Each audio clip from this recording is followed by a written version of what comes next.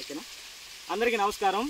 ఈరోజు వచ్చేసి అద్దంకి డివిజన్లోని కోర్సుపాడు మండలంలో రాసంగలపాడు యూనిట్లో వచ్చేసి మన విఏఎల్ ట్రైనింగ్ కోసం మన మోడల్ మేకర్ అయిన పొలం వచ్చేసి సోమిరెడ్డి గారి పొలంలో మనం PMDS నవధాన్యాల గురించి మేము వేసిన ఫీల్డ్ వచ్చేసి వెరైటీలు అండి. ఫస్ట్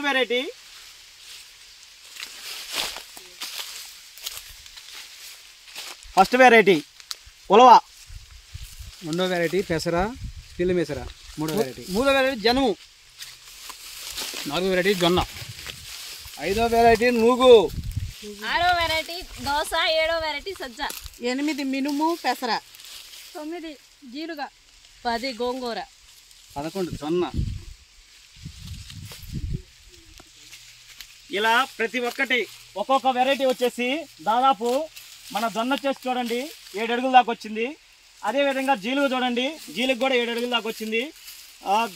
సజ్జ వచ్చేసి మనకి 6 అడుగుల ఫీట్ వచ్చింది.